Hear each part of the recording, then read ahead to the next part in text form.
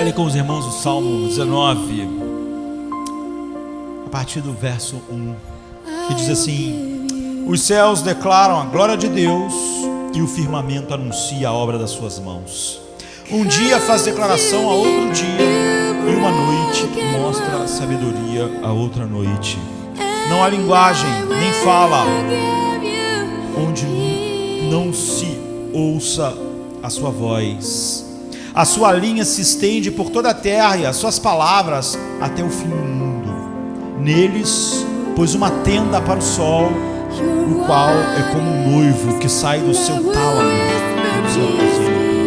e se alegra como um herói a correr o seu caminho. A sua saída é desde uma extremidade dos céus e o seu curso até a outra extremidade, e nada se esconde ao seu clamor. Essa é a primeira metade do Salmo, né? Ele está descrevendo o caminho do sol no céu, como o céu declara a glória de Deus. Mas de repente o salmista muda tudo a partir daqui e diz assim: a lei do Senhor é perfeita e restaura a alma. O testemunho do Senhor é fiel e dá sabedoria aos simples. Os preceitos do Senhor são retos e alegram o coração. O mandamento do Senhor é puro e ilumina os olhos. O temor do Senhor é limpo e permanece eternamente. Os juízos do Senhor são verdadeiros e justos juntamente. São mais desejáveis do que o ouro, sim, do que muito ouro fino, e são mais doces do que o mel e o destilar dos favos. Também por eles é admoestado o teu servo, e em os guardar a grande recompensa. Quem pode entender os seus próprios erros? Expurga-me daqueles que me são ocultos. Também da soberba, do orgulho, guarda o teu servo, para que se não assenhorie de mim, então eu serei sincero e ficarei limpo de grande transgressão. Sejam agradáveis as minhas palavras, sejam agradáveis as palavras da minha boca e a meditação do meu coração perante a tua face, e Redentor. Glorioso esse Salmo de Davi, o Salmo 19, e ele diz duas maneiras pelas quais nós conhecemos algo a respeito de Deus. De certa forma, hoje nós vimos isso maravilhosamente hoje pela manhã em Isaías 55. Mas os teólogos chamam aqui, eles chamam a nossa atenção para o versículo de 1 a 6 e depois para os versículos de 7 a 14. Os teólogos dão as duas maneiras, os termos técnicos: a revelação comum e a revelação especial de Deus. Está falando como Deus se revela e manifesta a sua glória na natureza. Revelação essa que não pode salvar ninguém, mas que condena todos os homens. E a revelação especial, a revelação de Deus em sua palavra. É por isso que de repente ele está falando sobre o sol, como ele atravessa o céu e como ele ilumina tudo, mostrando sua glória. Os céus manifestam a glória de Deus, e de repente ele diz: a lei do Senhor é perfeita e restaura a alma. Agora ele está falando sobre a revelação especial de Deus, sem entrar em o que essas palavras nos levam hoje, não é? Do 1 a 6 é isso. Ele diz que Deus manifesta algo de quem Ele é pela natureza. A criação nos diz muito sobre Deus, e o salmista diz que dia após dia a criação está falando sobre isso. Como um quadro fala sobre o artista, uma invenção fala sobre o inventor, uma canção fala, mas é óbvio que o teu conhecimento de um compositor pela sua canção é muito tênue. Tu não conhece aquela pessoa. Tu não pode dizer: eu conheço essa pessoa, eu conheço Mozart. Por quê? É porque eu ouço a sua obra. Você não conhece Mozart, não é? Você conhece algo sobre ele que é maravilhoso, mas conhecer de verdade, você teria que deixar, como nós vimos hoje, ele se revelar a você. E você vê aqui, ele diz: um dia faz declaração a outro dia, e uma noite mostra a sabedoria a outra noite. Não há linguagem, ou seja, o céu, o sol, os corpos, os átomos, as estrelas, as galáxias, elas não têm uma voz. Tu não ouve a voz delas, não é? Não há linguagem, nem fala. onde não se ouça a sua voz, a sua linha se estende por toda a terra e as suas palavras até o fim do mundo. Ou seja, mesmo sem voz, você está recebendo algo comunicando sobre a glória de Deus. Você não pode ver, diz ele, todas as informações que pode obter de Deus olhando a criação. Você pode conhecer muito pouco, apesar de ser maravilhoso.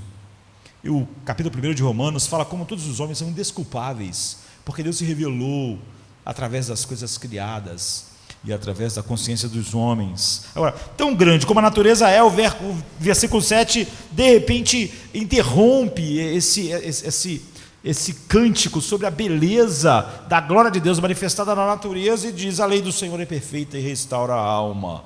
Você vê toda essa revelação do céu, do mar, das montanhas, não refrigera a alma, não dá paz, não muda, não te faz conhecer Deus dessa forma. Os preceitos do Senhor são retos, eles alegram o coração. O mandamento do Senhor é puro e ilumina os nossos olhos. O salmista diz que tão grande quanto a natureza é, o conhecimento que você tem a partir da natureza não te transforma. O homem pode ficar encantado com a beleza do céu, do sol, do mar, pensar, oh, que maravilha, e ficar emocionado, mas aquilo não muda ele em nada, só aumenta a sua condenação. Só uma revelação pessoal de Deus pode transformar e faz uma revolução internamente. A lei de Deus, a palavra de Deus, a palavra escrita de Deus, o livro, provê o reavivar e o restaurar da alma. Por isso que Pedro diz: nós somos regenerados por uma semente incorruptível através da palavra de Deus. O Espírito Santo nos regenera pela palavra de Deus e nos santifica pela palavra de Deus. Então a sua alma tem paz, há um refrigério, a doçura traz de volta a vida. Ele trouxe de volta a vida em alegria, em doçura, em paz, em gozo, através da sua palavra. O Salmo nos diz que a lei de Deus é a palavra de Deus é a maneira em que você realmente passa por essa revolução interna e realmente vem entender Deus completamente.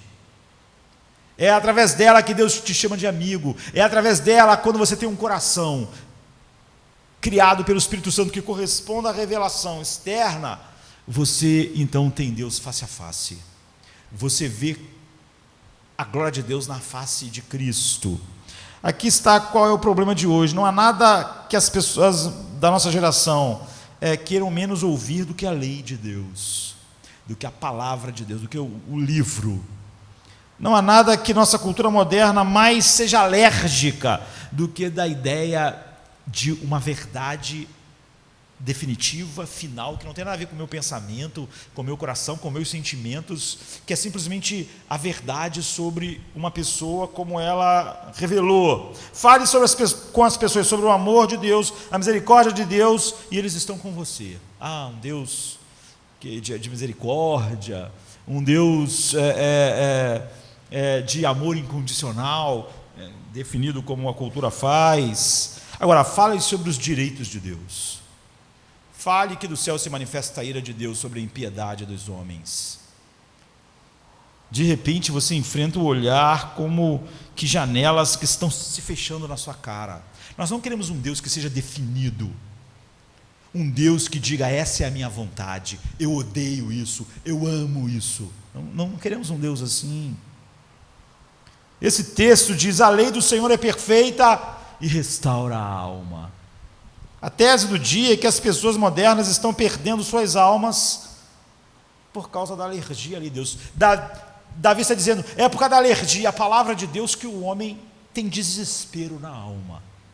Se esse homem tivesse um coração que se deleitasse na lei de Deus, na palavra de Deus, então ele teria refrigério em sua alma. Não é à toa que Jesus diz assim: vinde a mim e vocês vão encontrar descanso para as vossas almas.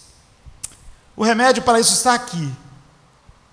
o remédio para perder a alma, para ter uma alma faminta, que nunca está satisfeita, nunca tem paz, está sedenta. Eu vou explicar o que significa essas almas atrofiadas e mortas e murchando como um cadáver num túmulo de todos os homens. A lei de Deus é como uma água para a alma, sabe? A lei do Senhor é perfeita e restaura a alma. É como a água para o nosso corpo, que em sua maior parte, constituído de água, e nós não podemos ficar dias sem água, porque nós murchamos, nós morremos. Daquilo que nós somos feitos, do nosso corpo é feito, está se esvaindo. Estamos perdendo, todos os homens estão perdidos, né? Eles perderam sua alma. Nossas almas estão atrofiando porque pensamos que a lei de Deus é uma coisa opressiva. Achamos que a lei de Deus é uma coisa dura, achamos que é uma coisa extrema, em vez de ver que o texto nos diz que a lei de Deus é realmente uma expressão do caráter de Deus. Como eu disse hoje pela manhã, nós não amamos o livro quando amamos tanto a palavra de Deus. Nós amamos a mente de Deus. Nós amamos Deus, é por isso que nós amamos. É por isso que há uma paixão tão grande em nossos corações pelo livro. Eu nem gosto de hoje em dia, há pessoas que praticamente não leem a Bíblia. Elas foram tão aconselhadas a ler livros sobre a Bíblia, que tudo que ela lê é um livro sobre a Bíblia. Ela passa muito pouco tempo com a Bíblia. Agora, você faria isso? Se dissessem para você assim, sei lá, alguém importante, alguém incrível, como ser humano, escreveu um livro que você pode ler, mas tem um monte de livro a respeito desse livro, você leria os outros livros? Ou então alguém diz assim, o Harry Potter é incrível, aí você, é incrível, mas eu nunca vou ler direito o Harry Potter, eu vou ler só o que as pessoas escreveram sobre Harry Potter. Faz sentido? É óbvio que não faz. É óbvio que depois de eu me encher, ler, gostar, eu posso ler artigos, posso ler coisas sobre Harry Potter, e posso até ver, isso aí que está escrito aí não tem nada a ver não, eu conheço, essa história não está certa, eu conheço o livro. Há pessoas que tudo que elas conhecem da Bíblia é através de ler um livro sobre a Bíblia. A Bíblia, aquilo que nós lemos, bem-aventurado é um homem que tem prazer na lei do Senhor e nela medita, ele não pode dizer, bem-aventurado é um homem que tem prazer em algo sobre a lei de Deus e medita dia e noite em algo que foi escrito sobre ela. Essa lei de Deus, ela restaura a alma. Ela é a própria palavra de Deus. Lutero, por exemplo, um dia eu dei maior furo, eu fui pregar em São Paulo, numa cidade, e o pastor falou assim para mim, indo no carro para o culto, o que você acha da Bíblia de Lutero? Eu falei assim, eu acho que Lutero não ia gostar da Bíblia de Lutero. Aí o problema é assim, por que não? E eu disse, porque Lutero, ele não gostava que se escrevesse nenhum tipo de comentário junto com a Bíblia. Lutero não era contra comentários, ele escreveu comentários maravilhosos como Gálatas, por exemplo, mas ele não queria, Lutero, que junto com a Bíblia já tivesse escrito comentários do lado. Por quê? Lutero dizia, porque as pessoas, elas tendem a ler o texto e depois ler o comentário como se tudo fosse a Bíblia. Então nós devemos manter separados, para deixar as pessoas claras, isso aqui é o comentário de Lutero, mas isso aqui é a Bíblia. Aí ele falou assim, mas eu comprei uma Bíblia de Lutero para você. Falei assim, mas Lutero não gostava, eu não falei a minha opinião ainda. Essa é a lei de Deus, é uma obra de arte, na verdade a expressão do ser interior do artista, mas a lei de Deus é a própria expressão de Deus. Você não conhece algo de Deus, você conhece Deus. A justiça de Deus, a sabedoria de Deus, o amor de Deus, o caráter de Deus. A razão pela qual nós estamos perdendo nossas almas é porque não vemos a lei de Deus como sua justiça, sua sabedoria, seu caráter. Nós não estamos vendo amar a palavra de Deus como amar Deus. Eu gostaria de mostrar então que muitos dos problemas hoje, dos teus problemas pessoais, das pessoas, é porque você não vê a lei de Deus como justiça, como sabedoria e como amor. Então vamos olhar para essas três coisas, porque a lei de Deus é uma expressão da sua justiça, ela é uma régua para nós, dizendo o bom, o que é bom e o que é ruim na vida, e nos ajudando a entender, a discernir, e então experimentar todo gozo, toda satisfação na nossa alma. E porque a lei de Deus é sábia, é uma bússola que nos permite tomar decisões todos os dias, sobre todas as coisas. E porque a lei de Deus é amor, ela é mais doce que o mel para nós. Você vê que a lei de Deus não é só pão, não é só feijão com arroz, é. Mas a Bíblia diz para nós que a palavra de Deus, ela é como o mel, ela é a sobremesa também, entendeu? Ela é o pudim também, ela não é só come tudo que vai poder comer pudim depois. Pudim é bom, comida não é boa, mas comida você tem que comer. Come assim mesmo sem ser bom, para a sua saúde. E aí depois tu toma sorvete. Não.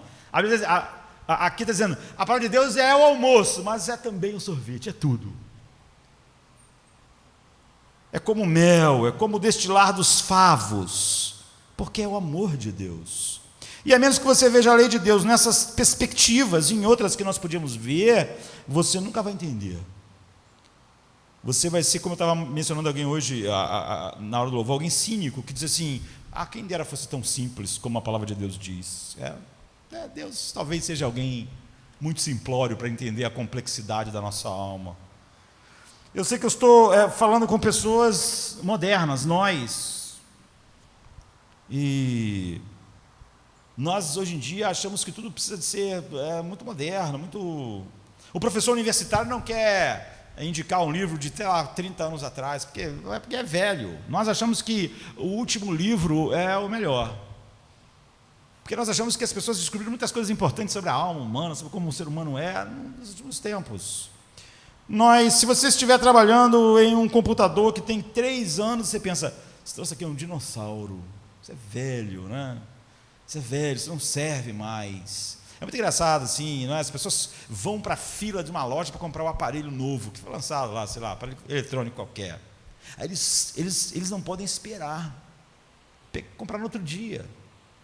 As pessoas fazem fila. Tem gente que fica 2 dias na fila. Aí ele compra aquele. Aí tu pensa, o cara comprou a coisa que salvou a vida dele, aquele é maravilhoso. Mas aquele mesmo cara no ano que vem está na fila de novo, para pegar o outro. Porque aquele que era maravilhoso não é mais. É assim, é o nosso mundo. Jesus tem a audácia de dizer que a palavra, que tem milhares de anos de idade, é a única coisa sobre a qual você pode construir a sua vida. Pegue o livro de humanismo secular mais novinho, vê qual é a última teoria. Jesus diz, você devia edificar a sua vida sobre a rocha, e não sobre isso aí, vai cair. Se você edificar a sua vida sobre essa coisa aí, esse pensamento tão moderno, vai cair, não vai suportar. E Jesus diz assim para nós, em Mateus 5, 17, 18, não cuideis que eu vim destruir a lei e os profetas, eu não vim abrogar, mas cumprir. Porque em verdade eu vos digo que até que o céu e a terra passem, nenhum jota ou tio jamais se passará da lei, sem que tudo seja cumprido. O céu e a terra, as montanhas, Jesus está dizendo, são de papel machê, perto da palavra de Deus. Você acha que essas montanhas vão durar para sempre? Não vão, mas essa palavra vai. Jesus está dizendo, você acha que o oceano é muito duradouro? Ele vai passar. Você acha, essa montanha está aqui há milhares de anos, então Jesus diz, ela não vai durar tanto quanto a palavra. Nada é duradouro como a palavra. O universo não é duradouro como a palavra. E eu e você vamos passar também, vamos ser nada em breve. E a cabeça do cara que pensou a última teoria humanista, em breve vai ser enterrado. Em breve as pessoas vão achar ridícula, porque terão outras ideias, mas novas, mas frescas. Em breve eu e vocês vamos ser só apenas uma mancha na luminosidade do ar, que passou num instante, uma piscadela na história do mundo. Nós vamos passar como as montanhas, a menos que a lei de Deus esteja escrita em teu coração. Como a lei de Deus nunca passa, a menos que ela seja escrita dentro do seu coração, você vai passar. Sua substância, sua justiça, sua sabedoria, seu amor tornam-se parte de nós e nos tornamos a justiça, a sabedoria e o amor de Deus. Então a lei de Deus é justa. O texto nos diz que você vai perder a sua alma se você não vê que a lei de Deus é justa. Ele diz que no versículo 9, os juízos do Senhor são verdadeiros e inteiramente justos. Ou os juízos do Senhor são verdadeiros e justos juntamente. Se você estivesse lendo isso em hebraico, a palavra justiça e a palavra linha reta são a mesma palavra. A palavra hebraica que é traduzida aqui por justo é a mesma palavra régua. Ou seja, uma coisa reta em oposição a algo torto. Se eu estou tentando construir uma casa, ou fazer uma peça de roupa, ou construir qualquer coisa, eu tenho que ter um instrumento de medição. Eu não falo assim, eu sinto que a largura do meu pescoço é tal. Eu sinto que a largura do meu ombro é tal. Ontem eu tive um sonho que o meu peso é tal. Não, eu tenho que ter instrumento, tenho que medir, tem que ter uma régua. Instrumento de medida que se trate de uma régua, uma fita, uma trena, tem que ser algo que permite obter uma perspectiva sobre objetos diferentes. Então eu vou a uma loja e eu digo, olha, eu acho que eu posso comprar esse refrigerador para encaixar na minha cozinha, que já está montada com seus armários. Eu não vou na loja e digo assim, eu acho que essa geladeira está no tamanho que cabe.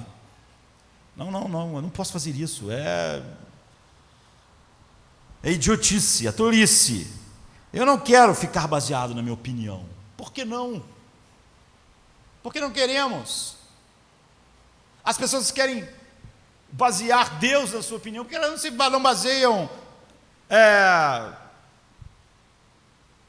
quando vão fazer as coisas, simplesmente na opinião delas. Quanto será que eu tenho que botar nessa massa para a talagem não cair? No meu sentimento, na minha ideia, eu tenho que botar isso aqui. Não, eu vou ficar debaixo da laje, vai cair na minha cabeça.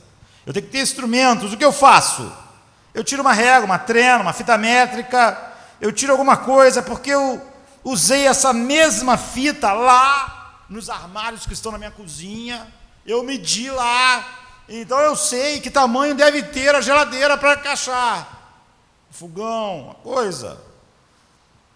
Então a régua me faz poder classificar os objetos e não se basear nas minhas percepções da dimensão das coisas. Então eu tenho uma perspectiva correta, eu vejo como elas são. Por quê? Porque eu sei que há muita ilusão de ótica. Eu posso olhar para um lado e pensar assim, isso cabe aqui, só para quando pegar o troço lá no lugar onde eu fui comprar e chegar em casa e tentar colocar e ver, rapaz, não cabe, é maior, é menor, não é? Então há muita ilusão de ótica, as coisas parecem grandes em algumas configurações e são pequenas em outras configurações, e eu não posso dizer o que eles realmente são, a menos que eu use um instrumento em que eu possa confiar, que não são meus sentimentos, que não é minha percepção, que não é minha capacidade de dimensionar as coisas. Se alguém vende para você uma barra de ouro, diz assim, tem 1 quilo, você pega a barra assim, acho que tem, vou pagar. Você, não, cadê a balança? Cadê a régua? Cadê o troço que vai dizer que aqui tem exatamente o que está? Eu não confio na minha mão para saber se isso aqui tem 1 quilo. Se isso tiver menos, se tiver 800 gramas, eu não vou pagar por essa barra de ouro 1 quilo se ela tiver só 700 gramas. Eu tenho que ter certeza. Tem que estar, quando eu vou construir uma parede, tem que estar em linha reta. Eu preciso de algo que faça a medição. Eu olhar assim, eu posso achar que esse troço está reto, mas pode não estar reto. Então, quando a Bíblia diz que a lei de Deus é justa, ela está dizendo que esta é a régua pela qual nós medimos todas as decisões da vida. Nós nunca confiamos em nossos corações, nem em nossas mentes.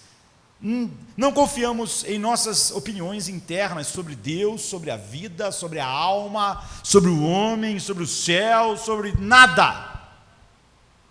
Alguém vem me dizer assim: a alma do ser humano é assim. Eu penso, qual régua você usou? Eu não uso régua, eu estava em casa lá pensando, não. Sabe? Todos os acontecimentos, todas as coisas que partem da vida, todos os motivos do meu próprio coração. Davi diz aqui nesse salmo: quem conhece o seu próprio coração? Senhor, livra-me dos erros que me são ocultos. Como eu vou saber então? Ele está dizendo: o meu coração não consegue enxergar todos os erros, nem em mim mesmo. Eu preciso de uma régua, preciso de algo que revele para o meu próprio coração. Essa é a maneira que você determina o que é certo e errado, o que é bom, o que é ruim, o que é decente ou indecente, o que é compassivo, o que é cruel. Só dessa forma eu determino sobre todas as coisas no mundo de Deus. Se houvesse alguma outra maneira de medir a lei de Deus, isso seria a lei de Deus. Por isso, nunca, se a lei de Deus diz que a alma humana é de um jeito, não tente medir, porque se algo mede algo, aquilo é que é a régua. Se alguma coisa julgasse a Bíblia, medisse a Bíblia e dissesse: isso aí eu acho exagero, é porque essa pessoa está dizendo o seguinte: eu tenho uma régua superior à Bíblia, e eu coloquei a minha régua sobre a palavra de Deus e está torto. Ela é a régua, não existe uma régua fora dela, porque você está dizendo o seguinte: eu medi a mente de Deus e ela está torta. Eu medi o que a mente de Deus diz sobre a alma humana e ela está errada, está fora do nível. Agora, se há uma coisa que pode julgar essa régua, então é uma régua superior. E se eu mesmo acho que posso ter uma opinião sobre a alma superior à de Deus, eu estou dizendo: eu sou a régua de Deus. Eu determino se Deus está certo. Deus falou sobre a alma, deixa eu conferir se Deus está certo. Deixa eu dar uma olhada. Está errado, está torto. A ideia de Deus sobre a alma está torta. A ideia de Deus sobre a vida está torta. A ideia de Deus sobre o sexo está torta. A ideia de Deus sobre casamento está torta. Por quê? Porque eu medi com a minha régua. A Bíblia diz: a palavra de Deus é a régua, ela é justa. Quando dizemos que Deus é justo, o que estamos querendo dizer com isso é que Deus não tem nenhuma régua. Ele é a régua.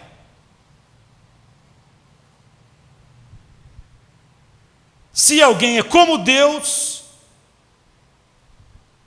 Ele determina o que tudo é. Então, Deus não tem um instrumento fora dele que Ele mede as coisas. Ele é a régua de tudo, é o que a Bíblia está dizendo. Deus não sabe como a alma deve ser porque alguém disse a Ele. Ele criou a alma, Ele sabe como ela deve ser. Ele não precisou de um instrumento para fazer isso. Ele não precisa de uma régua para fazer as coisas. Ele é a régua final. Jesus é a régua no universo. É igual a Jesus? Perfeito. Não é igual a Jesus?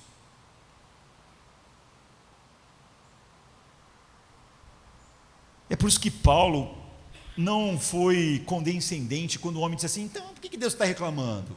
Por exemplo, porque Deus escolhe quem Ele quer, como é isso? Paulo diz assim: quem és tu, homem, que a Deus replicas? Você é a régua? Você vai julgar Deus? Você vai dizer que Deus está torto?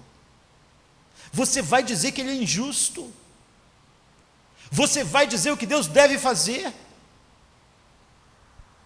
Mas quem é você, homem, para questionar a Deus? Acaso aquilo que é formado pode dizer ao que o formou: por que me fizeste assim? O oleiro não tem o direito de fazer do mesmo barro um vaso para um fim nobre e outro para um fim desonroso. Romanos 9, 20 e 21. A natureza de Deus é a régua pela qual nós medimos tudo. A razão pela qual acreditamos que a verdade é maravilhosa e mentir é errado é porque Deus é verdadeiro. É por isso que mesmo no homem caído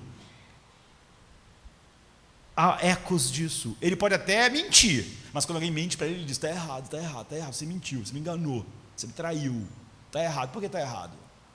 A razão pela qual nós acreditamos que a justiça é correta e a injustiça é errado é porque Deus é justo. Você vê, Ele é a régua.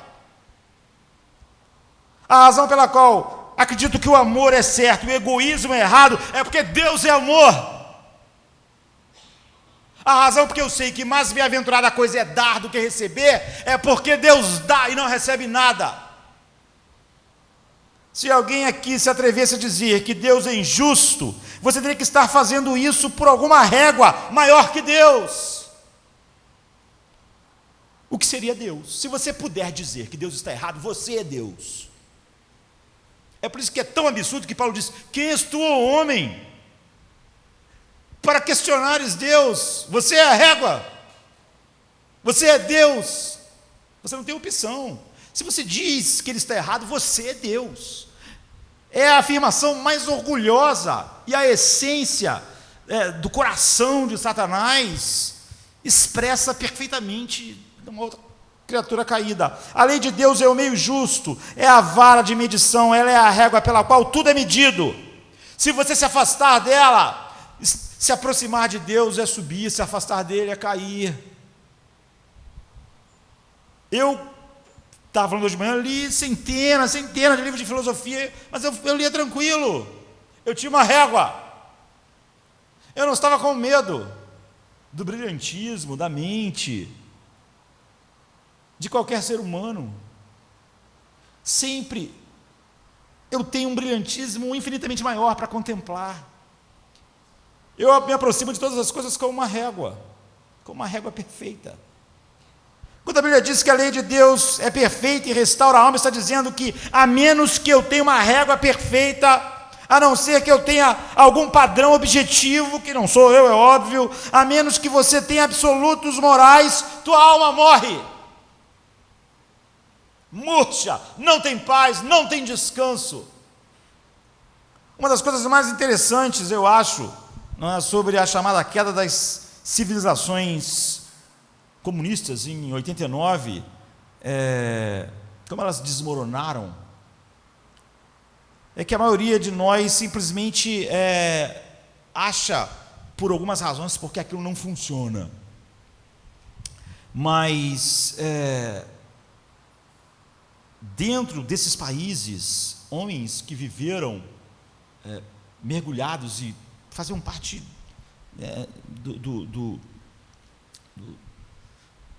dos governos, veem uma forma mais profunda, porque tudo falhou. Não é só que o socialismo falhou, o que falhou de verdade foi o secularismo. O secularismo falhou. Vocês oficialmente falam sobre humanismo secular, então, o secularismo falhou.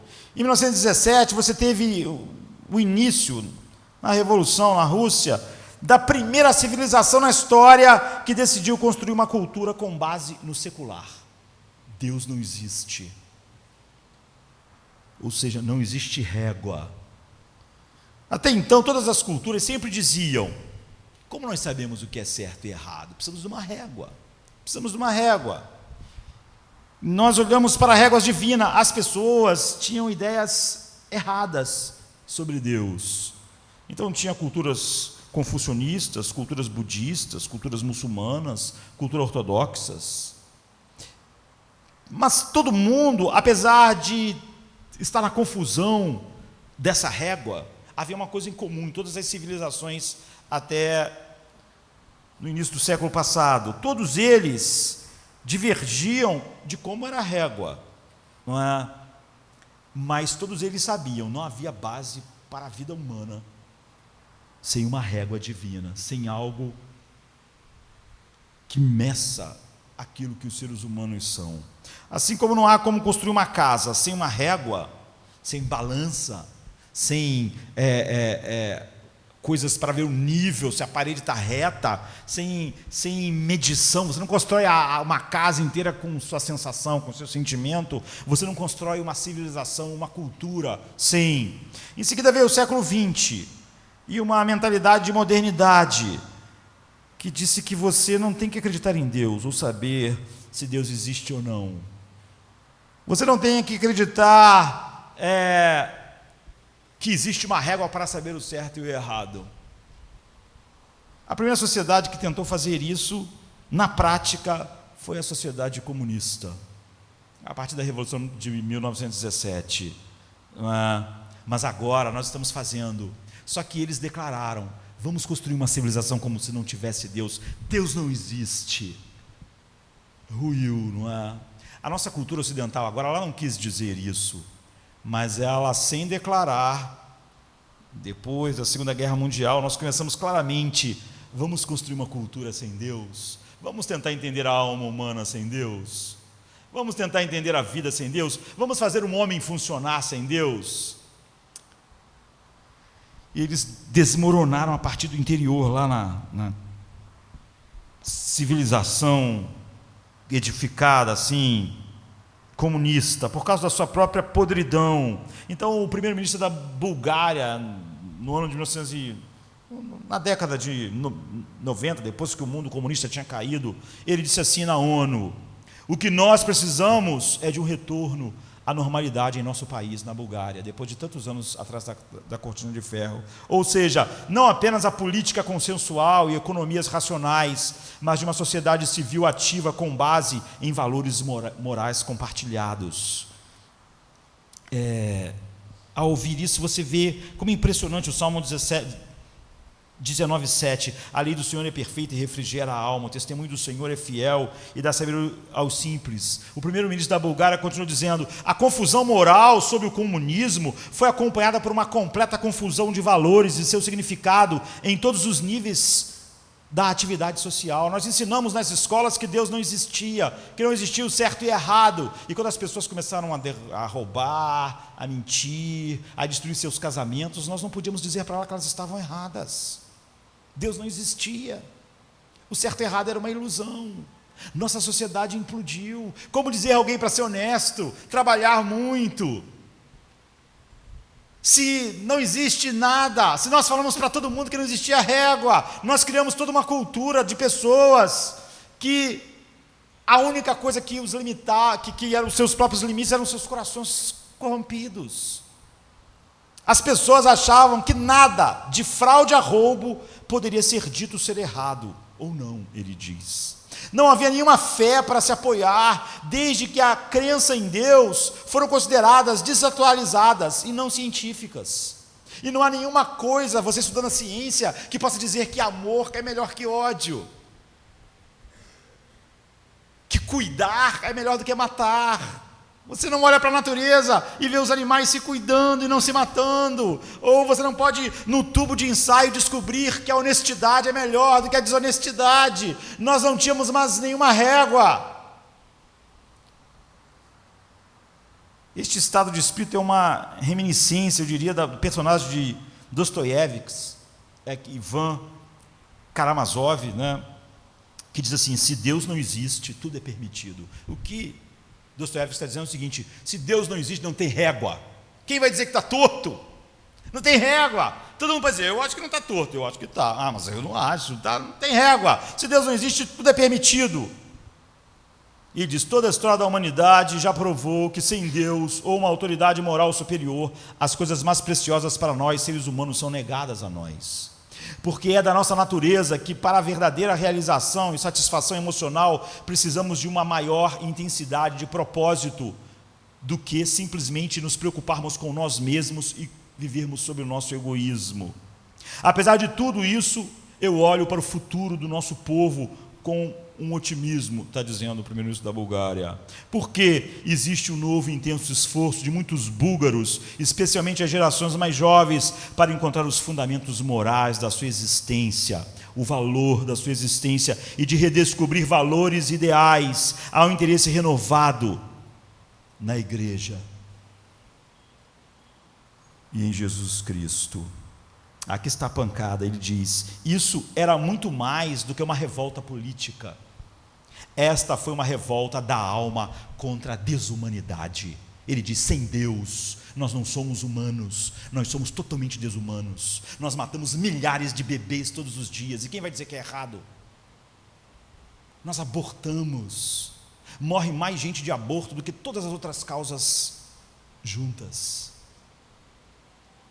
Não é incrível? Violência, câncer, ficções, tudo junto mata menos que o aborto no mundo. Porque nós vivemos agora numa sociedade secular. Nós, diferente lá do mundo comunista, não falamos, não existe mais Deus, mas existe Deus, mas cada um de nós começou a viver no Ocidente como se não existisse. Você acha estranho que as pessoas estão se matando? Que as pessoas não têm paz? Que as pessoas estão com as suas geladeiras cheias? Estão com seus grandes aparelhos tecnológicos, podem ver filme, podem olhar para o mundo, mas elas são tão infelizes que elas querem se matar.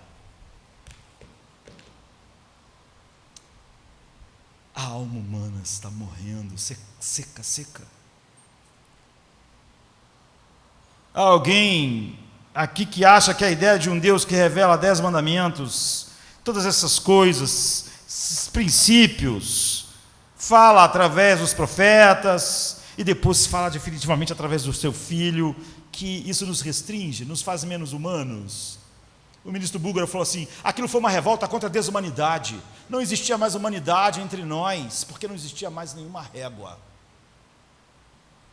Cada um, é quase como se o ministro búlgaro estivesse dizendo o que Isaías disse: cada um de nós eram como ovelhas que se desviavam pelo seu próprio caminho.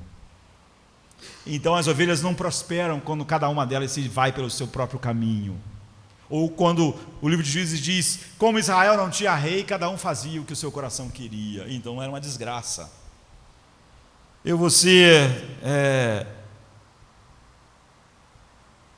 Como eu percebo que deve ser, ele diz, o egoísmo mata tudo.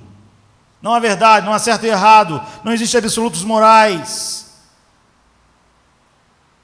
A Bíblia diz, e o ministro búlgaro estava dizendo, você não pode construir uma sociedade sobre esses princípios, ela vai se destruir, ela é desumana. Da mesma alma que a alma não floresce sobre a palavra de Deus, sem a palavra de Deus, a sociedade não floresce também. A alma murcha. Há uma afirmação muito surpreendente, não é? Qual é a melhor ilustração de a lei do Senhor é perfeita e restaura a alma? Eles voltam atrás e dizem, olha, tem que haver uma régua divina em algum lugar, ou não há absolutamente nenhuma maneira de nós termos alguma ideia de como tratar os outros. Se alguém me incomoda, eu devo matá-lo ou não? Não, por que não? A ciência diz isso? A ciência diz que não posso matar quem me incomoda? Eu vejo o leão matar a zebra. Que tese científica pode dizer que matar alguém é errado? Não pode. Não há nenhum lugar, nenhuma maneira que possamos esperar que as pessoas possam ser decentes e honestas.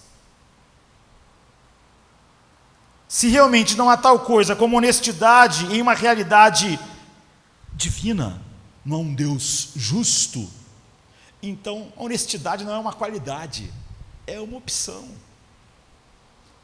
Há um professor de filosofia do Boston College, eu li um artigo, e ele, apesar de ser um professor de filosofia, hoje em dia, numa universidade importante nos Estados Unidos, ele acredita na régua divina, o que é raro. E ele, então, acredita que a lei do Senhor é perfeita. Ele disse que sempre que ele dá a sua primeira aula no Boston College de filosofia, ele pergunta aos alunos assim, o que vocês acreditam sobre moralidade?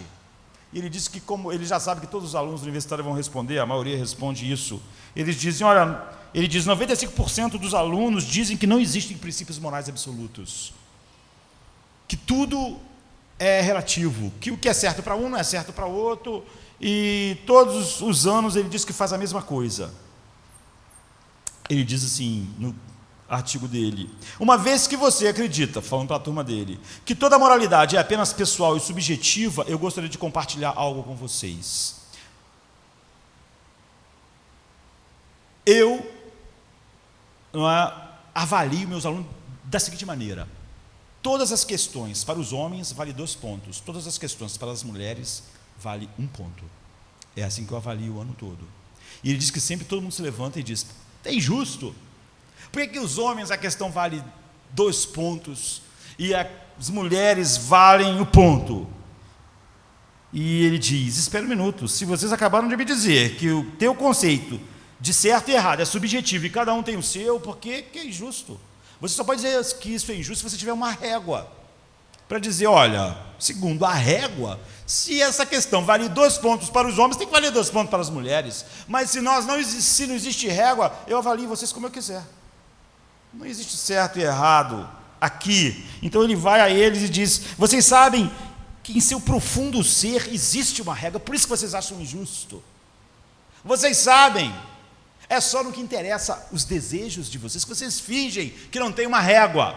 Mas agora, vocês sabem que é injusto eu simplesmente, aleatoriamente, porque eu quero, porque é assim que eu acho certo, a questão para os homens valer 2 pontos e as mulheres 1.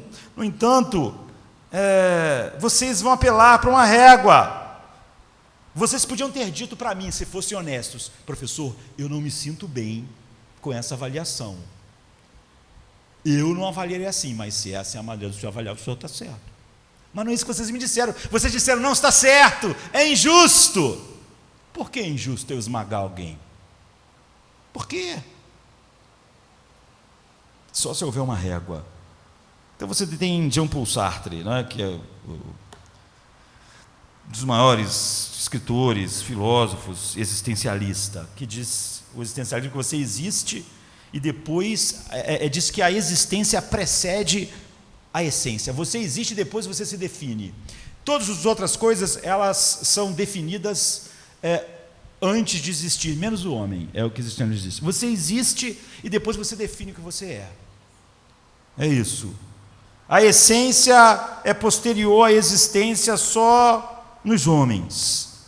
Mas então, em 29 de outubro de 1945, ele discutiu sua posição existencialista numa palestra no Clube Maintenant, em Paris, e foi publicado isso depois como uma obra chamada O Existencialismo é um Humanismo. E ele diz: olha, eu tenho que dizer que julgar os nazistas não está certo. Porque se o que nós estamos dizendo é verdade, como é que nós vamos dizer que o que eles fizeram está errado? Por que é errado matar 6 milhões de pessoas? Nós estamos falando que não existe certo e errado em moralidade, sobre sexo, sobre todas as coisas. Como é que nós podemos dizer que eles estão errados? É óbvio que ele está falando sobre o julgamento de Nuremberg, e ele diz: nós simplesmente não podemos. Mas é óbvio que a maior parte do tempo ele passou a vida dizendo que oprimir o pobre era errado, que você não cuidar das pessoas era errado. É porque é impossível, como aqueles alunos, viver com essa mentira. A lei do Senhor é perfeita e restaura a alma. Sem ela, sua alma morre. Mesmo para você ter uma alma, para que você possa ainda ter uma vida, para que possamos ter uma cultura, ter uma sociedade. Esse é o fracasso, queridos, esse é o fracasso dos grandes pensadores, humanistas seculares, que quiseram nos ensinar sobre a alma. Eles começaram negando Deus, negando uma régua. Como eles podem dizer o que está torto e está errado na alma humana? Se a alma humana não serve para nada e foi feita e ela é um mero acidente, como é que eu posso dizer que está errado e que não está? Para que serve? Eu preciso saber para que uma coisa serve antes de dizer se aquilo está saudável ou não. Se eu não sei para que uma coisa serve, eu não posso dizer se aquilo está quebrado ou não está quebrado. Esse troço está quebrado, eu não sei o que isso faz. O que isso faz? Marca horas? Então está quebrado, porque isso aí não está marcando a hora. Agora, se eu não sei uma coisa para que funciona, eu não sei. Eu não sei se é sabe? É como se alguém dissesse para você assim: eu acho aquele relógio ali uma porcaria. Por quê? Porque eu tentei ontem consertar a casa e eu queria pregar uns pregos, eu usei ele e não pregou nada. Você vai dizer assim, não estava nenhum problema com o relógio. O relógio não foi feito para você martelar as coisas, tem que usar um martelo. A segunda coisa é que a lei de Deus é sábia. A lei do Senhor é perfeita e restaura a alma, diz. Mas aí depois diz assim, o testemunho do Senhor é fiel e dá sabedoria aos simples. Eu não sei como dizer isso, eu não sei quantas vezes eu tive pessoas vindo a mim dizendo, olha, eu sei que eu estou fazendo algo contra a moral cristã tradicional. Eu já até sei, está transando com alguém antes de ser casado, por alguma razão.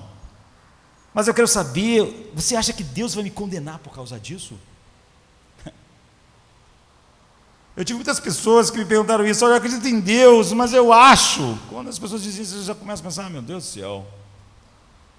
Ponto 1, só um tolo acredita realmente não existir tais coisas como absolutos morais, como nós vimos. E só um hipócrita acredita que porque você está usando qualquer coisa, no seu caso vai ser diferente. Assim, uma pessoa que diz, eu acredito em Deus, creio que existem absolutos morais, mas eu realmente quero dormir com essa pessoa, e se eu não tiver sexo com ela, eu vou perder essa pessoa, e talvez eu nem seja feliz. Eu quero saber, pastor, você acha que Deus vai me punir por causa disso? Eu sempre olho para essas pessoas e me sento e digo algo como, por que você está com medo de entrar em conflito com Deus? E você não tem medo de entrar em conflito com a sabedoria de Deus? Por que você está com medo de entrar em conflito com a pessoa de Deus e não sente nenhum temor em entrar em conflito com a sabedoria dele? Como você separa isso? Você é um pouco como alguém que está prestes a saltar de um prédio de 30 andares e está dizendo assim para mim, pastor, eu quero quebrar a lei da gravidade. O senhor acha que se eu quebrar a lei da gravidade, eu estou com medo, será que Deus vai me castigar? E vai fazer eu me machucar? Por que a gente não multa as pessoas por pular de prédios de 30 andares, queridos? Por que, se tu pular vai ser multado, hein? Você não precisa fazer isso porque nenhum de nós faz quebrar a lei gravitacional uma coisa ilegal. Porque quebrar a lei da gravidade não é ilegal, é burrice, é estupidez, leva à morte. Não importa você falar, achar que eu sou compreensivo ou não sou compreensivo. Ah, pastor, mas eu só quero quebrar a lei da gravidade hoje. O senhor é um homem tão duro. É estupidez. A razão para isso é que vai contra o tecido de como Deus criou as coisas. Deus criou a lei da gravidade, e se você quebrá-la, você vai sofrer as consequências. Deus criou o sexo, se você não usa como ele deve ser usado, a nossa sociedade é esse inferno que é. Porque isso vai quebrar a lei da gravidade, vai contra o tecido das leis físicas, e quebrar qualquer lei de Deus vai contra o tecido da sua alma, como a lei da gravidade vai contra o tecido do seu corpo. A punição é inerente à violação. A lei do Senhor é perfeita, ela não é um capricho. Ele não falou algo como um capricho. Eu vou inventar uma coisa só para perturbar. Não é um capricho. Quando você diz para mim, será que Deus vai fazer isso? Você é tolo. A lei dele é perfeita. Quebrá-la é estupidez, é tolice, é morte. Eu olho para uma pessoa e eu digo, se você realmente pensa, olha, meu Deus, se eu dormir com essa pessoa, você acha que talvez eu vou perder o meu emprego? Você acha que eu vou quebrar a perna? O que Deus fará para mim? A resposta é que você não entendeu nada. A lei de Deus não é arbitrária, é sábia. A lei de Deus é sábia. Quando você se move contra a lei de Deus, você se move contra a lei do teu ser. Aí, alguém vai tentar descobrir por que essa sociedade não tem paz, descanso. Não tem. Tudo que as pessoas fazem é se mover contra a lei do seu ser. É como pular de prédios e todo mundo ficar espantado porque todo mundo se arrebenta por causa da gravidade. Faça qualquer coisa a não ser Cristo o seu descanso e você não vai ter paz. Faça qualquer coisa a sua fonte que não é Cristo e sua alma vai ser sedenta. Não adianta você perguntar para o pastor: será que se eu fizer assim e não fizer de Cristo a minha paz, eu vou ter paz? Não vai ter. Ah, mas eu conheço um terapeuta. Vai lá, procure esse homem que vai te dar paz. Não vai funcionar. É como dizer que encontrou um homem que fez umas asas que faz você agora bater elas forte e pular do prédio. Não vai funcionar. É contra a lei do seu ser. No meio moderno, a bússola moral que as pessoas usam para tomar decisões é muito simples. Você sabe o que é? Você pode ouvir em qualquer lugar, em livros, em estudiosos brilhantes, ou então uma pessoa sem cultura na rua. Basicamente, as pessoas dizem: faça qualquer coisa que o teu coração deseja, desde que isso não machuque as outras pessoas. Você vai ver isso nos talk shows, em alguns livros de filosofia. Não há absolutos morais, então faça qualquer coisa que te faça feliz, contanto que não machuque os outros. Siga os teus desejos, enquanto não ferir alguém. Esse é um disparate absoluto. É uma estupidez absoluta, porque, primeiro de tudo, siga os desejos do seu coração. Não há nada mais inútil do que dizer isso para um ser humano. Siga os desejos do seu coração. Que desejos do meu coração eu vou seguir? Eu não sei quanto a vocês, mas se você conhece a si mesmo, você conhece que os seus desejos são conflitantes. São conflitantes. Eles querem coisas diferentes. Como eu faço para decidir quais os desejos do meu coração estão certos?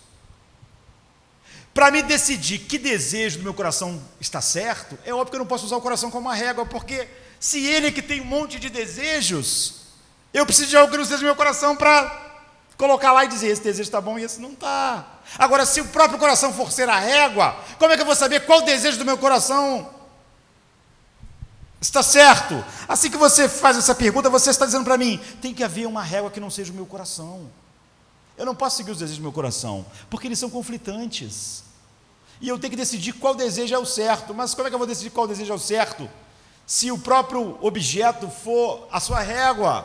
É estupidez. Assim que você faz isso, você está no mundo da irracionalidade. Como faço para decidir quais são os desejos certos? Se meu coração é a régua, então não tem como saber. Assim, quando você faz essa pergunta, você está olhando para um padrão fora dos seus próprios sentimentos. É óbvio, como meus sentimentos são conflitantes, eu preciso de um padrão fora dos meus sentimentos para dizer: esse sentimento é ruim, esse desejo é mau, esse desejo é destrutivo, esse desejo é bom. É óbvio que tem que ter algo fora do meu coração para dizer isso. É por isso que Davi aqui disse: quem pode conhecer os seus próprios erros? Quem pode saber? Quem pode ser a sua própria régua? Há tantos erros em nós. Como é que nós, a régua torta, poderíamos decidir o que está certo e o que está errado? Não só isso, essa ideia de que ele está certo desde que não fira ninguém é totalmente ridículo. Tudo que a gente faz fere alguém. Jesus falou coisas maravilhosas, um monte de gente ficou ferida pelo que ele estava dizendo. Se você fosse fazer só o que não fere ninguém, você não vai fazer nada. O que eu estou falando hoje pode estar ferindo pessoas. Se o meu padrão fosse não ferir ninguém, era melhor eu manter meu silêncio, mas é capaz de alguém falar: esse cara, ele trata a gente de maneira indiferente, ele não fala nada. Não é? E as pessoas ficarem feridas com o meu silêncio. Você vai perguntar: pastor, o que você acha disso? Não falo nada sobre isso. Que cara indiferente. Você vê, o silêncio fere as pessoas. De acordo com o padrão moderno, que eu deveria fazer algo que o meu coração deseja, desde que não fira ninguém. Você vê, se eu tiver que dizer a verdade, eu vou estar ferindo a pessoa que a verdade vai atingir. Mas se eu não falar a verdade, eu vou estar ferindo a pessoa para a qual estou mentindo. Agora, eu vou decidir, como é que eu vou fazer agora? Se eu falar a verdade, aquela pessoa vai ficar ferida. Se eu mentir, eu estou ferindo essa pessoa. Então, você não ferir alguém não pode ser o padrão. Você fica preso, porque a Bíblia diz: não dirás falso testemunho, não dirás Fale a verdade. Você, agora eu tenho uma régua, eu posso dizer a verdade. Alguém vai ser ferido, mas não é isso que define o que eu falo. Eu tenho uma régua para saber como eu devo agir, ainda que alguém seja ferido. Se eu for pela moralidade do meio moderno, é porque eu não tenho, eu estou no impasse. Tudo é fútil quando você pensa um pouquinho mais. Você vê a sabedoria da lei de Deus. Certa vez eu estava dirigindo, tentando voltar para a lagoa, e eu ia para o túnel, que era o caminho normal. Na época que eu morava lá, eu sabia que era o caminho normal, e quando eu estava indo para o túnel, eu estava com o rádio ligado, e me dirigindo para o túnel, o cara do rádio falou assim, houve uma batida no túnel, o túnel Rebouças está fechado. Eu não pensei assim, eu sinto que está aberto, eu não estou vendo nada atrapalhando o meu caminho. Eu pensei, o cara do helicóptero está vendo. O cara do helicóptero tem uma visão que eu não tenho. Eu não vou seguir o meu instinto que eu estava seguindo de ir para o túnel. Eu vou pelo outro caminho. Eu vou para outro caminho. O túnel está fechado, ele está dizendo, ele está no helicóptero. Eu não tive que ficar lutando contra os meus sentimentos, minhas percepções, se eu ia ou não ia. Não é? Até que eu virei e vi que realmente estava fechado, mas eu já tinha pego outro caminho. Como você decide quando olha para o seu próprio coração, se o teu coração está errado, se você diz que é o seu coração que decide o que está certo e errado? Davi está dizendo, quem pode conhecer o seu próprio coração? Quem pode conhecer os seus próprios erros? Como? Você precisa de alguém que tem uma perspectiva, que pode ver todo o seu coração, pode ver todo o seu futuro, pode ver todo o tecido da realidade, para dizer para você. É o que Davi disse, Senhor, mostra aquilo que está oculto de mim, eu não estou vendo. Eu não posso confiar no meu coração. Quem tem essa perspectiva? Quem tem um único helicóptero, entre aspas, que pode dizer, olha, esse caminho está fechado, esse caminho leva à destruição. Às vezes eu tive que sentar com meu filho, um dos meus filhos, e dizer, olha, eu sei que você não quer ir para a escola, eu sei que da tua perspectiva ir para a escola hoje é um aborrecimento, não é? Mas olha, acredita em mim, se você não for à escola, você vai ficar para trás. Se você ficar para trás e você não for bem na escola, você não vai ter, você vai criar 1000 obstáculos na sua vida. Você vai ter menos autonomia. Você pensa que não ir para a escola hoje, você está sendo autônomo. Eu não quero ir, mas no futuro a tua autonomia vai ser diminuída por causa disso. Eu tenho uma perspectiva, é como se eu estivesse falando para o meu filho, eu estou no helicóptero. Eu tenho uma visão muito mais longa do que a sua. Você está pensando em hoje. Eu estou conseguindo enxergar muito tempo na frente, muito bem distante. Então, quando você se recusa a ver, não há nenhuma maneira que você possa tomar uma decisão com o seu coração, a menos que haja uma régua. E se você vê que faz sentido que Deus, o Criador, não só Ele tem o direito de dar o sentido para a sua vida, mas Ele é sábio. A lei de Deus não é só porque é a lei de Deus é perfeita. A lei de Deus, porque é perfeita, é uma régua, mas a lei de Deus também é sábia. Portanto, a Bíblia sempre disse que ir contra a lei de Deus é mover-se contra você mesmo. Disparar contra a lei de Deus é atirar em você mesmo. Destruir a lei de Deus é se destruir. Deus não é destruído pelo pecado do homem. A lei do Senhor é perfeita e refrigera a alma, o testemunho do Senhor é fiel e dá sabedoria aos simples, os preceitos do Senhor são retos e alegram o coração, o mandamento do Senhor é puro e ilumina os olhos, o temor do Senhor é limpo e permanece eternamente, os juízos do Senhor são verdadeiros e justos juntamente. Para encerrar, a lei de Deus é uma expressão do seu amor. Finalmente o salmista também começa a entrar em êxtase. Ele diz, a lei do Senhor é justa, precisamos dela como uma régua. A lei do Senhor é sábia, precisamos dela como padrão sábio. Mas de repente ele diz, a lei do Senhor não é só justa e sábia, são mais desejáveis do que o ouro, sim, do que o muito ouro, e mais doces do que o mel e o licor dos favos. Nesse ponto, eu acho que todas as pessoas atenciosas começam a dizer, uau, espera um minuto, eu posso ver a lei de Deus até como algo sábio, algo que é melhor, mais doce do que qualquer outra coisa. a coisa mais maravilhosa. Você pode até querer admitir que a lei do Senhor, como Ele é um Criador, ela é uma boa régua e contém nela a sabedoria. Mas a ideia de que a lei de Deus é a expressão do seu amor, do seu caráter, da sua beleza, e que isso é mais doce, de tal maneira que gera aquilo que estava no Salmo 1, é o feliz. Qual é o único homem feliz? É o homem que tem prazer na lei do Senhor e nela medita de dia e de noite. Alguns vão dizer, eu não posso, isso eu não posso abraçar, eu posso admirar a lei por ela estar certa, eu posso admirar a lei por ela estar sábia, a palavra de Deus, mas a palavra de Deus é difícil, então eu não posso achar que ela é a coisa mais desejável. Vamos respeitar a lei de Deus, vamos temer a lei de Deus, mas como amar a lei de Deus? Um segredo mais profundo que até mesmo Davi podia compreender perfeitamente, que escreveu o livro, podia entender no momento. Ele diz assim, que as palavras da minha boca e a meditação do meu coração sejam agradáveis na tua presença, Senhor. Ou seja, que a minha obediência seja muito mais do que porque a tua lei é sábia, que a palavra da minha boca e o profundo do meu coração sejam agradáveis a ti. Tu veja que é um deleite em mim, no que tu és, sejam agradáveis as palavras da minha boca e a meditação do meu coração perante a tua face, Senhor, rocha minha. Eu vou tão longe e eu vou pedir para você se testar aqui, quando nós vamos tomar da Santa Ceia. Existem 3 tipos de pessoas no mundo: a amoral, o moralista e o cristão. A amoral odeia a lei de Deus, despreza, diz, vamos nos livrar dela, é o humanismo secular. O moralista diz, eu admiro a lei de Deus, ela é justa, é sábia, então eu tenho que obedecer, mas ele é só legalista, ele é um fardo, ele está sempre tentando ganhar algo de Deus através desse fardo. O cristão tem prazer na lei de Deus. Como é possível? A diferença entre um cristão e um legalista, moralista, são as delícias cristãs.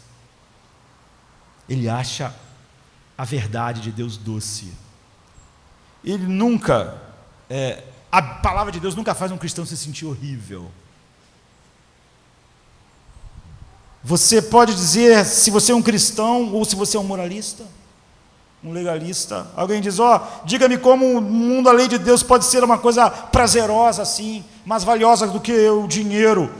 Assim, Gálatas 4 diz assim, falando sobre o Natal, quando Jesus veio ao mundo, diz assim, mas vindo a plenitude dos tempos, Deus enviou o seu Filho nascido de mulher, nascido sob a lei, para remir os que estavam debaixo da lei, a fim de recebermos a adoção de filho. Ou seja, Ele veio para tirar a maldição da lei que estava sobre nós. Você sabe o que é isso que significa? Jesus veio à terra e ficou sob a lei.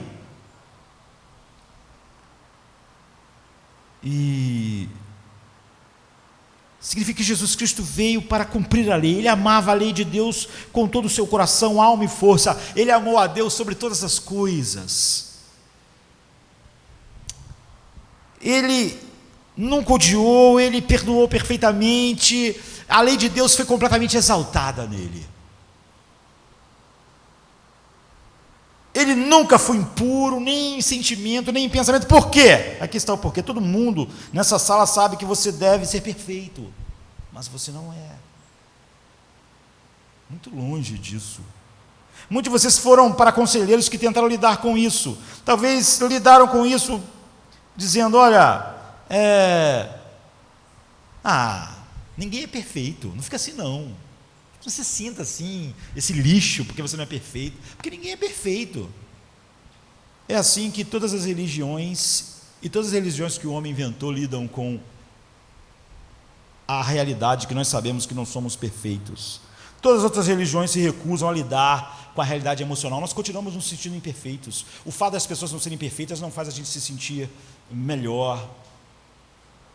Porque todas as outras religiões e todas as filosofias seculares, ela diz o seguinte, essa sensação que você tem de que você deve ser perfeito, relaxa, você não tem que ser perfeito, não se leve tão a sério, se solte, olha, não ligue muito para a sua consciência, Você vê, todas as filosofias seculares e todas as religiões que o homem inventou tentam desumanizar você, desensibilizar você. Não pense muito na sua maldade, não pense muito nos seus sentimentos negativos. Todo mundo é assim, ninguém é perfeito. Seja insensível para isso. Todas, menos o cristianismo. Sabe, ele não diz, ninguém é perfeito, ele diz, Deus é justo. Você está debaixo da maldição da lei. Você é mau. Então, como é que nós podemos amar isso? Ou você se desumaniza mais e mais, ou você pode olhar para o Evangelho. E o Evangelho de Jesus Cristo diz que você não tem que tentar o seu melhor para Deus te aceitar. Você não tem nada bom que Deus possa aceitar. Mas diz que Jesus Cristo veio para ser perfeito, veio para entregar, honrar perfeitamente a lei de Deus, e ele fez isso e ficou no lugar de todos aqueles que o Pai deu a ele. E agora, se Deus te deu um coração para confiar na obra perfeita de Cristo, se você estiver diante de Deus, você nunca vai dizer para ele, olhe para as minhas realizações. Você vai dizer, olhe para o seu filho. Olhe para o seu filho, olhe para o que Jesus fez. Ele satisfez a lei, ele cumpriu a lei. Eu sou perfeito nele. Então, 2 Coríntios 5,17 diz assim, que se alguém está em Cristo, nova criatura é. As coisas velhas passaram, eis que tudo se fez novo. Somente o cristianismo lida com essa realidade emocional. Aí ele não diz, esqueça a lei, isso é muito perfeccionismo, ninguém é perfeito. Não, diz, olhe para a lei. Realmente você não é, você é totalmente indigno. Não há nada bom em você, a lei, a régua diz que você está torto.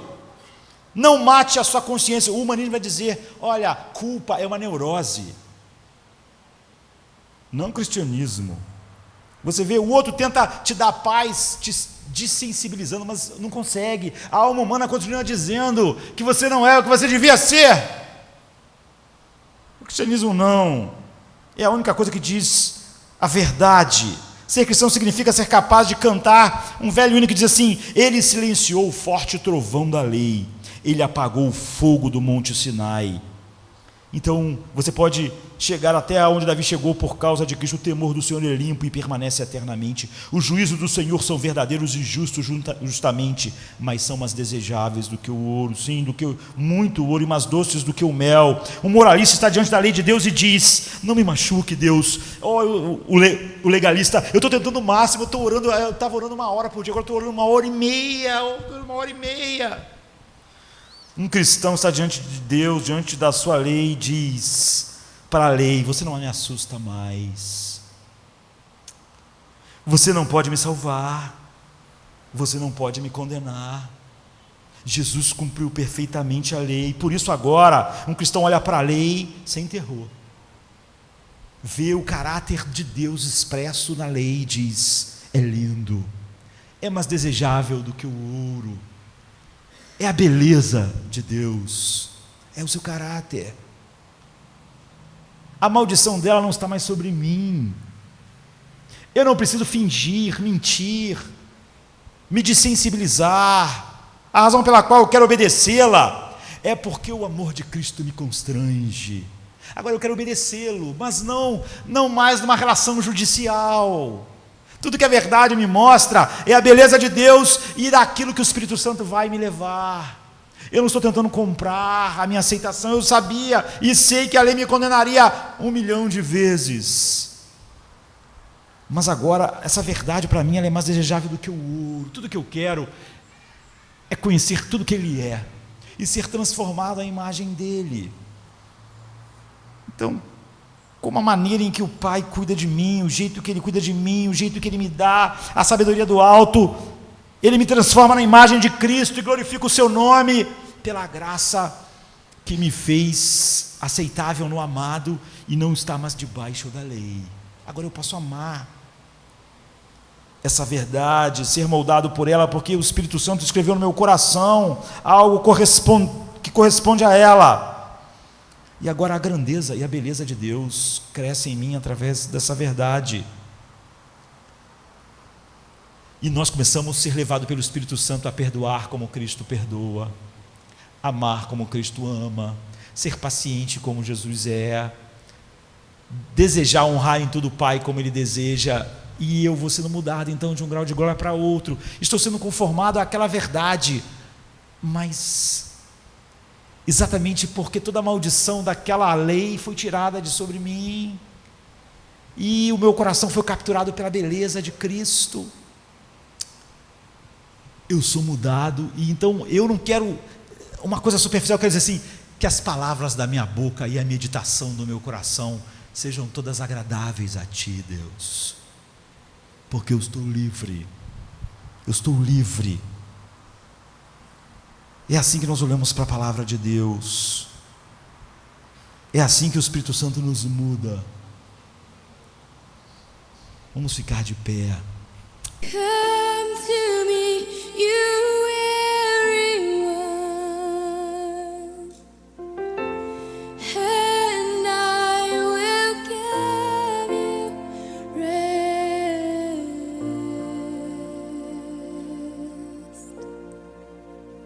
I will give you rest. Come to me, you weary ones, and I will give you rest.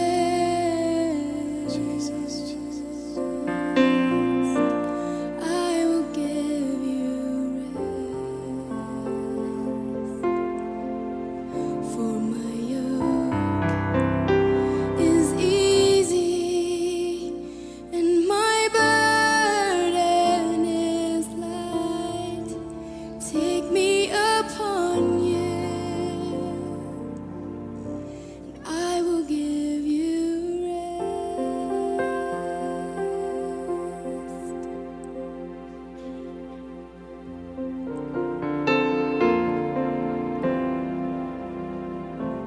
Come to me, you broken one, and I will give you peace. I will give you peace.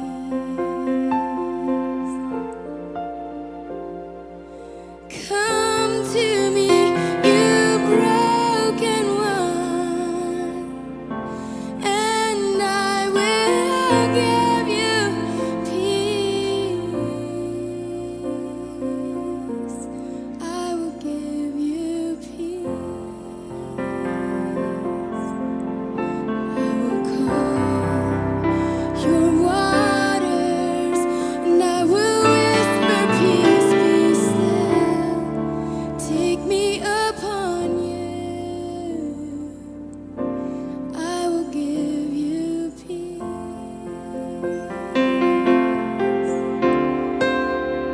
Come to me.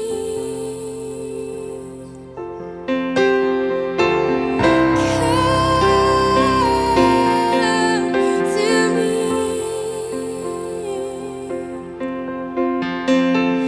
Come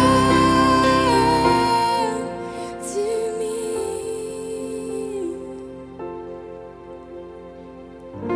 I have been waiting for you here. I have been waiting for you here.